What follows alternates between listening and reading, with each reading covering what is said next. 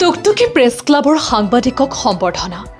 নগাঁও জিলাৰ টুকটুকি প্ৰেছ ক্লাবৰ সাংবাদিকক আজি সম্বৰ্ধনা জনোৱা হয়। ধিং সমজিলা দাবী উন্নয়ন সমিতিৰ উদ্যোগত আজি কটকুৰি ছিনিয়ৰ ছেকেণ্ডাৰী স্কুলত এখন সম্বৰ্ধনা সভা অনুষ্ঠিত হৈ যায়। আজি অনুষ্ঠিত হোৱা এই সভাতে টুকটুকি প্ৰেছ ক্লাবৰ প্ৰায় 10জন সাংবাদিকক ফুলাম গামোচা আৰু অভিনন্দন পত্ৰৰে সম্বৰ্ধনা জনোৱা হয়। আজিৰ এই সম্বৰ্ধনা সভাখনত ধিং সমজিলা দাবী উন্নয়ন সমিতিৰ সভাপতি ৰিমজিম বৰা উপস্থিত থাকি বৃহত্তৰ ধিং অঞ্চলৰ বিভিন্ন সমস্যাৰ লগতে সাংবাদিকৰ বিভিন্ন সমস্যাৰ ওপৰত গুৰুত্বপূৰ্ণ ভাষণ দিয়ে। আজি অনুষ্ঠিত হোৱা এই সভাখনত ধিং সমজিলা আৰু উন্নয়ন সমিতিৰ সাধাৰণ সম্পাদক আশ্বিক ৰব্বানী, ৰাবুল আলম, মুফতি আব্দুল কাদিৰ আৰু লুকমান আলী উপস্থিত আছিল। News desk report, Batadrava live.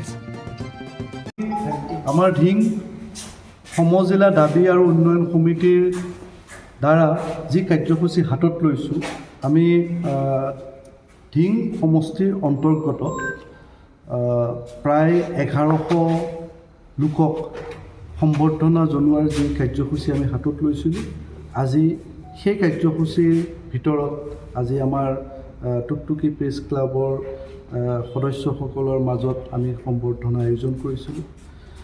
আমি ধিং সমজিলা দাবী উন্নয়ন সমিতিৰ তৰফৰ পৰা ধিং সমষ্টিৰ অৰ্থনৈতিক দিশত যি জড়িত ব্যক্তি, সমাজত সাহিত্যৰ লগত জড়িত ব্যক্তি তথা সংগীত, চাৰুকলা, শিল্পকলা আদি বিষয়ৰ লগত জড়িত, লগতে শিক্ষাৰ লগত জড়িত ব্যক্তিসকলক সম্বৰ্ধনাৰ এক কাৰ্যসূচী আমি হাতত লৈছোঁ, যাতে তেখেতসকলে আমাৰ এই অভিনন্দন বা আমাৰ এই সম্বৰ্ধনাৰ যোগেদি সমাজৰ হৈ সমাজ সেৱা কৰি তেওঁলোকৰ আৰু অৰিহণা আগবঢ়াবলৈ অনুপ্ৰেৰণা পায়।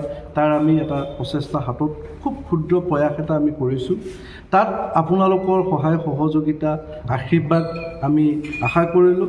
আৰু মই শ্ৰী ৰিমজিম বৰা সমজিলা দাবী সমিতিৰ সভাপতি হিচাপে সমূহ ধিংবাসী ৰাইজৰ আশীৰ্বাদ বিচাৰিলোঁ, যাতে আমি সকলো মিলি ধিঙৰ উন্নয়নৰ কাৰণে এই ঐতিহ্যমণ্ডিত যি ধিং, সেই ঐতিহ্যমণ্ডিত ধিঙৰ ঐতিহ্য ৰক্ষাৰ কাৰণে প্ৰত্যেকেই যৎপৰোনাস্তি চেষ্টা কৰি যাম বুলি আমি আশা কৰিছোঁ আৰু ৰাইজৰ আশীৰ্বাদ বিচাৰিছোঁ। ধন্যবাদ।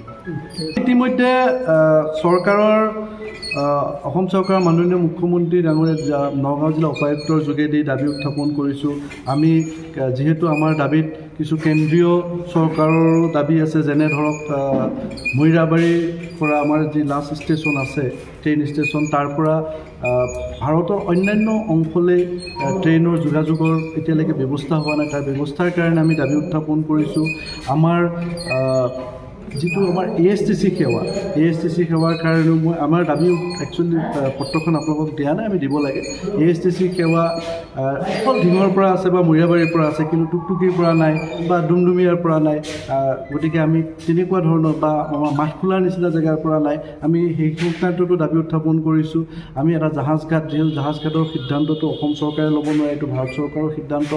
গতিকে আমি ইতিমধ্যে আমাৰ মাননীয় সাংসদ প্ৰদ্যুৎ বৰদলৈ ডাঙৰীয়া, তেখেতকো আমি সেই বিষয়ে সেই দাবী চনত যি আছে আমি তেখেতকো আমি দিছোঁ আৰু মাননীয় মুখ্যমন্ত্ৰী ডাঙৰীয়াকো ইতিমধ্যে দিছোঁ, আৰু আশা কৰোঁ চৰকাৰে অতি শীঘ্ৰে আমাৰ দাবী মানি ল'ব, আৰু নহ'লে প্ৰয়োজন সাপেক্ষে আমি তাৰ কাৰণে আমি জংগী আন্দোলনো কৰিব পাৰোঁ।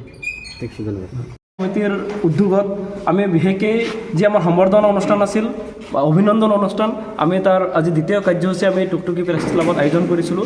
আমি এটা কথা স্পষ্ট, যিহেতু গণতন্ত্ৰ ৰক্ষাৰ কাৰণে আমাৰ সাংবাদিক বন্ধুসকলে যথেষ্ট ত্যাগ আৰু কষ্ট স্বীকাৰ কৰি বাতৰি পৰিৱেশন কৰে। আজি সেই সংবাদ জগতৰ ব্যক্তিসকলক আমি সম্বৰ্ধনা জনোৱাৰ অৰ্থে, অভিনন্দন জনোৱাৰ অৰ্থে আজি আমি টুকটুকি প্ৰেছ ক্লাবৰ সন্মানীয় সাংবাদিক বন্ধুসকলক আমি এক অভিনন্দন অনুষ্ঠানৰ আয়োজনৰ জৰিয়তে আমি উৎসাহিত কৰাৰ কাৰণে আজি আমি ইয়াত একত্ৰিত হৈছিলোঁ। আমাৰ কথা স্পষ্ট, যিহেতু বৰ্তমান দেখা গৈছে যেন সংবাদ কৰ্মীসকলক যি নিৰপেক্ষ বাতৰি পৰিৱেশন কৰে, কিন্তু বিভিন্ন সময়ত তেওঁলোকক বিভিন্ন সময়ত বিভিন্ন ধৰণৰ ধমকি দিয়া পৰিলক্ষিত হয়।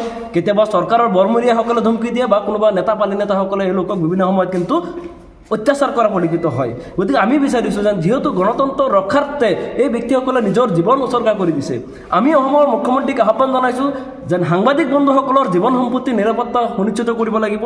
কাৰণ এই ব্যক্তিসকলে দেশ আৰু নিজৰ জীৱন উচৰ্গ কৰি দিছে দেহৰ কাৰণে। গতিকে আমি ধিং সমজিলা দাবী উন্নয়ন সমিতিৰ ফালৰ পৰা আজি এওঁলোকক উৎসাহিত কৰাৰ কাৰণে, সাংবাদিক বন্ধুসকলক উৎসাহিত কৰাৰ কাৰণে আমি এই অনুষ্ঠানৰ আয়োজন কৰিছিলোঁ। গতিকে আমাৰ স্থিতি স্পষ্ট, গণতন্ত্ৰ ৰক্ষাৰ্থে যদি এই ব্যক্তিসকলক আপোনালোকে সন্মান নিদিয়ে বা আপোনালোকে যদি তেওঁলোকক তেওঁলোকৰ ন্যায্য দাবী, সেই দাবীসমূহ যদি পূৰণ নকৰে, আমাৰ যি অবিৰত আন্দোলন চলি থাকিব। কাৰণ গণতন্ত্ৰ ৰক্ষাত এইসকলেই যথেষ্ট গুৰুত্বপূৰ্ণ ভূমিকা গ্ৰহণ কৰি আছে। আজি চৰকাৰৰ কথাত যদি হে প্ৰতিপূৰ্ণ কৰিব বিচৰা বা সাংবাদিকসকলৰ কণ্ঠ ৰোধ কৰিব পৰা ক্ষমতা কিন্তু চৰকাৰৰ নাই। গতিকে আমি বিচাৰিছোঁ যেন যি নিৰ্ভীক আৰু নিৰপেক্ষ বাতৰি পৰিৱেশন কৰি আজি আপোনালোকে নিজৰ জীৱনৰ যিটো ৰক্ষাৰ কাৰণে যিটো আপোনালোকে ত্যাগ কৰিছে, তাৰ কাৰণে এই সামান্যতম অভিনন্দন পত্ৰৰ জৰিয়তে আমি আপোনালোকক এটা উৎসাহিত কৰাৰ চেষ্টা কৰিছোঁ যেন আমি ধিং সমজিলা দাবী উন্নয়ন সমিতিৰ সকলো বিষয়ৰ বাবে আমি আপোনালোকৰ লগত আছোঁ, অনাগত দিনতো থাকিম। আমি আপোনালোকৰ ওচৰত কথা দিছোঁ, আমি চিৰকৃতজ্ঞ।